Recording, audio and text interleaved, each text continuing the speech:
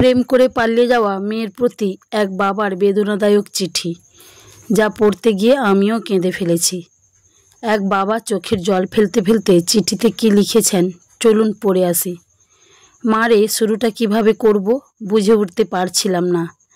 যেদিন তুই তোর মায়ের অস্তিত্ব ছেড়ে ভূমিষ্ঠ হয়েছিলি, সেদিন থেকে তোকে মা বলে ডাকতে শুরু করলাম।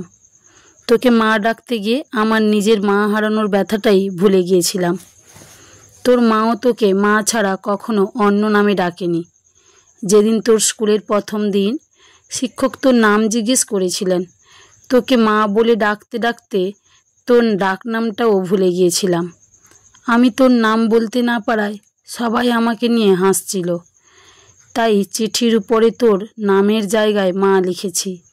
হঠাৎ করে তুই এভাবে চলে যাবি আমি তা বুঝতেই পারিনি।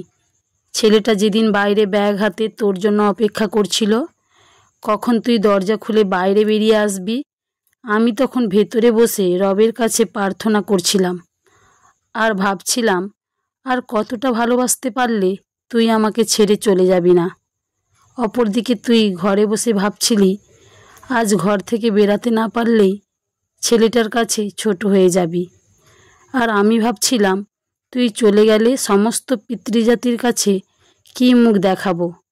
জানিস মা, তুই তোর 3 বছরের ভালোবাসা খুঁজে পেয়েছিস, কিন্তু আমার জীবন থেকে 20 বছরের ভালোবাসা হারিয়ে গেছে। মারে, প্রত্যেকটা বাবা জানে রক্ত পানি করে গড়ে তোলা মেয়েটা একদিন ঠিক অন্য ঘরে চলে যাবে। তারপরও একটু কৃপণতা থাকে না বাবাদের ভেতরে। বাবাদের ভালোবাসা শামুকের খোলসের মতো।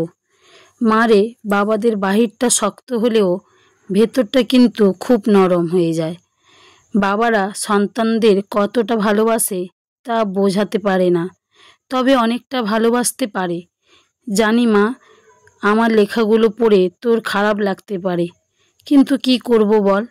তোরা তো যৌবনে পা রাখার পর চোখ কান নাক সব কিছুই প্রতি বিবেচনা না করে প্রেম করিস। আমি যেদিন জানতে পারলাম তুই তোর মায়ের গর্ভে অবস্থান করেছিস, সেদিন বুঝতে পারিনি তুই কালো না ফর্সা হবি, ল্যাংড়া না বোবা হবি। কোনো কিছুর অপেক্ষা না করে তোর প্রেমে পড়ে গেছিলাম, তাই এত কিছু লিখলাম। আমি জানি না মা, তোদের মতো সব সন্তানদের একটাই প্রশ্ন, বাবারা কেন তোদের ভালো লাগাটাকে সহজে মানতে চায় না। উত্তরটা তোর ঘাড়েই তোলা থাকলো। তুই যেদিন মা হবি সেদিন নিজে নিজে উত্তরটা পেয়ে যাবি। তোরা যখন একটা ছেলের হাত ধরে পালিয়ে যাস, তখন ওই ছেলে ছাড়া জীবনে কারোর প্রয়োজন বোধ করিস না। তো ভিউয়ার্স, পালিয়ে যাওয়া মেয়ের প্রতি বাবার এই বেদনাদায়ক চিঠি আপনাদের কেমন লাগলো অবশ্যই কমেন্টে জানাবেন।